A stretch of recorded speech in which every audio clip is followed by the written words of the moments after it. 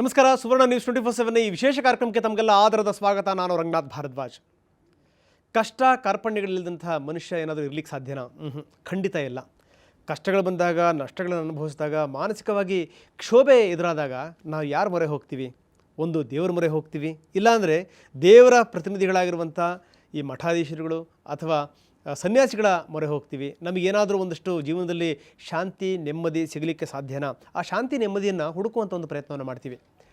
ಹೀಗೆ ಅಮೆರಿಕದಲ್ಲಿದ್ದುಕೊಂಡು ಒಳ್ಳೆ ಪೋಸ್ಟಲ್ಲಿದ್ದುಕೊಂಡು ಆಕೆ ಕೈ ಕೆಳಗಡೆಗೆ ಸುಮಾರು ಜನ ಕೆಲಸ ಮಾಡ್ತಾಯಿದ್ರು. ಒಳ್ಳೆ ಹುದ್ದೆ ಇತ್ತು, ಲಕ್ಷಾಂತರ ಡಾಲರ್ ಸಂಬಳ ಬರ್ತಾಯಿತ್ತು. ಇದೆಲ್ಲದರ ಜೊತೆಗೆ ಆಕೆಗೆ ಮಾನಸಿಕ ನೆಮ್ಮದಿ ಬೇಕಿತ್ತು, ಮಾನಸಿಕ ಶಾಂತಿ ಬೇಕಿತ್ತು. ಆ ಶಾಂತಿನ ಹುಡುಕೊಂಡು ಈಕೆ ಬಂದಿದ್ದು ಬಿಡದಿಯ ನಿತ್ಯಾನಂದನ ಆಶ್ರಮಕ್ಕೆ. ನಿತ್ಯಾನಂದನ ಆಶ್ರಮಕ್ಕೆ ಬಂದ ಮೇಲೆ ಈ ಮಹಿಳೆಗೆ ನಿಜಕ್ಕೂ ಆ ಶಾಂತಿ ನೆಮ್ಮದಿ ಅನ್ನುವಂಥ ಸಿಗ್ತಾ? ಖಂಡಿತ ಇಲ್ಲ. ಆಕೆ ಅನುಭವಿಸಿದ್ದು ಅಕ್ಷರಶಃ ನಿತ್ಯ ನರಕ ಯಾತನೆ. ಇದಕ್ಕೆ ಸಂಬಂಧಪಟ್ಟಿರುವಂಥದ್ದು ಈಗಿನ ವಿಶೇಷ ಕಾರ್ಯಕ್ರಮ, ಅದು ನಿತ್ಯ ನರಕ.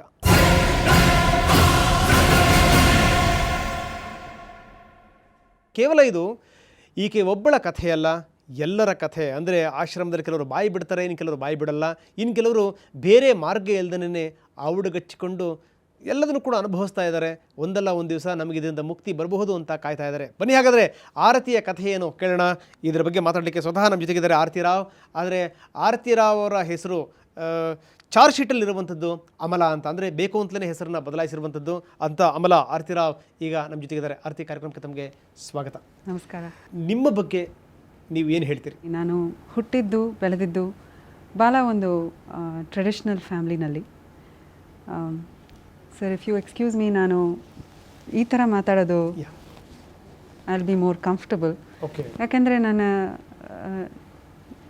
ನನಗೆ ಈಗ ಲೈಫ್ ಥ್ರೆಟ್ ಇದೆ, ಈ ಥರ ನಾನು ಹೊರಗಡೆ ಬಂದಿದ್ದರಿಂದ. ಸೊ ಅದಕ್ಕೆ ನಾನು ರಿಕ್ವೆಸ್ಟ್ ಮಾಡ್ಕೋತೀನಿ, ಪ್ಲೀಸ್.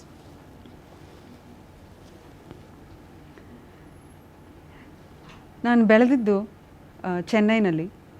ಭಾಳ ಟ್ರೆಡಿಷ್ನಲ್ ಬ್ರಾಹ್ಮಣ್ ಫ್ಯಾಮ್ಲಿನಲ್ಲಿ ನಾನು ಹುಟ್ಟಿರೋದು. ನಮ್ಮ ತಂದೆ ತಾಯಿ ಭಾಳ ಕೇರಿಂಗ್ ಆ್ಯಂಡ್ ಲವಿಂಗ್ ಜನಗಳು. ಆ್ಯಂಡ್ ನಮಗೆ ಒಂದು ಹೇಗಿರಬೇಕು, how to be a good human being, ಅದಕ್ಕೆ ಒಂದು ಎಕ್ಸಾಂಪಲ್ ಥರ ಅವರೇ ಇದ್ದಿದ್ದು. ಚಿಕ್ಕ ವಯಸ್ಸಿಂದನೇ ನಾನು ನೋಡ್ತಿದ್ದೆ, ನಮ್ಮ ತಾಯಿ ಯಾವಾಗಲೂ ದೇವ್ರ ಪೂಜೆ ಮಾಡ್ತಿದ್ರು. ದಿನಕ್ಕೆ ಒಂದು 4-5 ಗಂಟೆ ದೇವ್ರ ಪೂಜೆ ಅಂತ ಮಾಡೋದು, ದೇವಸ್ಥಾನ ಹೋಗೋದು, ಈ ಥರ very traditional Hindus and religious ಆಗಿ ಬೆಳೆದಿದ್ದು ನಾವು. ಓಕೆ, ಅಲ್ಲ, ನನಗೆ ಇಲ್ಲೊಂದು ಪ್ರಶ್ನೆ ಕೇಳಲೇಬೇಕು ನಾನು. ನಿಮಗೆ ಕನ್ನಡ ಹೇಗೆ ಗೊತ್ತು ಅಂತ? ಯಾಕಂದರೆ ನೀವು ಚೆನ್ನೈನಲ್ಲಿ ಹುಟ್ಟಿ ಬೆಳೆದಿದ್ದು ಅಂತ ಹೇಳ್ತಾ ಇದ್ದೀರಿ. ನಾವು ಮಾಧ್ವ ಬ್ರಾಹ್ಮಣ್ಸ್, ಸೊ ನಾವು ಆ್ಯಕ್ಚುಲಾಗಿ ಕನ್ನಡದವರೇ. ಒಂದು ನಿಮ್ಮನ್ನು ಅಭಿನಂದಿಸ್ಬೇಕು ನಾವು ಆರಂಭದಲ್ಲಿ. ಯಾಕಂದರೆ ಈ ಬೇರೆ ರಾಜ್ಯದಲ್ಲಿ ಹುಟ್ಟಿದವರು ಅಂದ ತಕ್ಷಣ ಕನ್ನಡನೇ ಮರ್ತಿರ್ತಾರೆ, ಅಥವಾ ಇನ್ನು ಬೇರೆ ದೇಶಕ್ಕೆ ಹೋಗ್ಬಿಟ್ರಂತೂ ನಮ್ಮ ಸಂಸ್ಕೃತಿನೇ ಮರೆಯುವಂಥವ್ರು ಹೆಚ್ಚು. ಅದರಲ್ಲೂ ನೀವು ನಮ್ಮ ಸಂಸ್ಕೃತಿನ ಉಳಿಸ್ಕೊಂಡಿರೋ ಜೊತೆಗೆ ಕನ್ನಡದಲ್ಲೂ ಕೂಡ ಮಾತಾಡೋಕ್ಕೆ ಪ್ರಯತ್ನ ಪಡ್ತಾ ಇದ್ದೀರಿ. Great, please continue.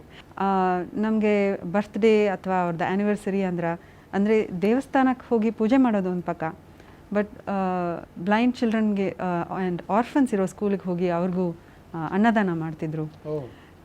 ಈ ಥರ ಸೊ ಅಂತೂ ನಿಮಗೆ ಆರಂಭದಲ್ಲೇ ಬಂದಿದೆ ಹಾಗಾದ್ರೆ ಈ ಕೈಂಡ್ನೆಸ್ಸು ಜೊತೆಗೆ ಸಮಾಜ ಸೇವೆ, ಸರ್ವಿಸ್ ಅನ್ನುವಂಥದ್ದು?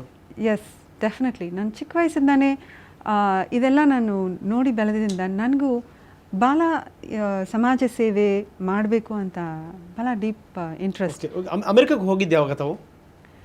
ನಾನು 1997ನಲ್ಲಿ ನಾನು BE ಇನ್ ಮೆಕ್ಯಾನಿಕಲ್ ಇಂಜಿನಿಯರಿಂಗ್ ಮಾಡಿ ಮುಗಿಸಿದ ಮೇಲೆ ಇಂಡಿಯಾನಲ್ಲಿ one of the top engineering ಕಾಲೇಜಸ್ನಲ್ಲಿ ಓದಿದೆ. ನಮ್ಮ ಪೇರೆಂಟ್ಸ್ ಭಾಳ ಪ್ರೌಡಾಗಿದ್ದರು. ನಮ್ಮ ಫ್ಯಾಮ್ಲಿನಲ್ಲಿ ನಾನು first girl to study engineering from a top college ಅಂತ. ಅದು ಮುಗಿಸಿದ ಮೇಲೆ ಒಂದು ಸ್ವಲ್ಪ ರೊಬಾಟಿಕ್ಸ್ ಆ್ಯಂಡ್ ಆರ್ಟಿಫಿಷಿಯಲ್ ಇಂಟೆಲಿಜೆನ್ಸ್ ಇದರೆಲ್ಲ ನನಗೂ ಇಂಟ್ರೆಸ್ಟ್ ಇತ್ತು ಭಾಳ. ಸೊ ಅದರಲ್ಲಿ ಸ್ವಲ್ಪ ಪ್ರಾಜೆಕ್ಟನ್ನು ಮಾಡಿಬಿಟ್ಟು. ರೊಬಾಟಿಕ್ಸ್ ಅಂದರೆ ತಾವು ಮೆಕ್ಯಾನಿಕಲ್ ಇಂಜಿನಿಯರಿಂಗ್ ಮಾಡಿದ್ದು? ಕರೆಕ್ಟ್. ನಾನು mechanical engineering under graduate and ನಾನು ಪೋಸ್ಟ್ ಗ್ರಾಜುಯೇಟ್ ಮಾಸ್ಟರ್ಸ್ ಅಮೆರಿಕಾದಲ್ಲಿ ಮಾಡಿದ್ದು ಮೆಕ್ಯಾನಿಕಲ್ ಇಂಜಿನಿಯರಿಂಗೇ. ಸೊ ಅಮೆರಿಕಾದಲ್ಲಿ ನನಗೆ ಸ್ಕಾಲರ್ಶಿಪ್ ಸಿಕ್ತು ಹೋಗಿ ಓದೋಕ್ಕೆ. ಅದು also my parents were very proud, ಯಾಕೆಂದರೆ first girl in our family to ಅಮೆರಿಕಾಗೆ ಹೋಗಿ ಈ ಥರ ಸ್ಕಾಲರ್ಶಿಪ್ಪಲ್ಲಿ ಓದೋಕ್ಕೆ. ಅಲ್ಲಿ ಹೋಗಿ ನಾನು ಮಾಸ್ಟರ್ಸ್ ಮಾಡಿದ್ಮೇಲೆ ನನಗೆ ಮೆಕ್ಯಾನಿಕಲ್ ಇಂಜಿನಿಯರಿಂಗ್ ರಿಲೇಟೆಡ್ ಆಗಿ ಜಾಬ್ ಒಂದು ಸಿಕ್ಕಿತು. ಕ್ಯಾಟ್ ಕ್ಯಾಮ್ ಅಂತಾರೆ ಆ ಏರಿಯಾಗೆ, computer aided design and manufacturing ಅಂತ. ಸೊ ಅದರಲ್ಲಿ ಕೆಲಸಕ್ಕೆ ಸೇರಿದೆ ನಾನು. ಭಾಳ ಚೆನ್ನಾಗಿತ್ತು, ಇಂಟ್ರೆಸ್ಟಿಂಗ್ ಆಗಿತ್ತು ಕೆಲಸ. ಆ್ಯಂಡ್ ಸಂಬಳನೂ ಚೆನ್ನಾಗಿತ್ತು. ಒಂದು ತಿಂಗಳಿಗೆ 3 ಲಕ್ಷ ರೂಪಾಯಿ ಸಂಬಳ ಬರ್ತಿತ್ತು. ಸೊ ಆ್ಯಂಡ್ ಆವಾಗ ಕೆಲಸ ಸೇರೋಕ್ಕೆ ಮುಂಚೆ ನನಗೆ ಮನಸ್ಸಿಗೆ ಹಿಡಿದವ್ರ ಜೊತೆ ನಮ್ಮ ಪೇರೆಂಟ್ಸ್ ನನಗೆ ಮದುವೆ ಮಾಡಿಸಿಟ್ರು. Love marriage. ಎಲ್ಲಿವರು ಅವರು ನಿಮ್ಮ ಹಸ್ಬೆಂಡು? ಅವರು ಚೆನ್ನೈಯಿಂದ. Settled in America. ಎಸ್, ನನ್ನ ಜೊತೆ ಅವರು ಅಮೆರಿಕನಲ್ಲಿ ಸೆಟ್ಲ್ ಆದರು. ನಾವು ಅಲ್ಲಿ ಹೋಗಿ ಕೆಲಸ ಮಾಡೋಕ್ಕೆ ಶುರು ಮಾಡಿದ್ಮೇಲೆ ನಾವು ಗ್ರೀನ್ ಕಾರ್ಡ್ ಅಥವಾ ಪರ್ಮನೆಂಟ್ ರೆಸಿಡೆನ್ಸ್ ಅಂತಾರೆ, ಅದು ಅಪ್ಲೈ ಮಾಡಿ ಅದು ಸಿಕ್ಕಿದ್ಮೇಲೆ ಇವಾಗ ಸಿಟಿಸನ್ಸ್ ಆಗಿ ನಾವಿಬ್ಬರು ಅಲ್ಲಿ ಸೆಟ್ಲ್ ಆದ್ದೀವಿ. ಓಕೆ. ನಾನು ಕೆಲಸ ಸೇರಿದ ದಿನದಿಂದ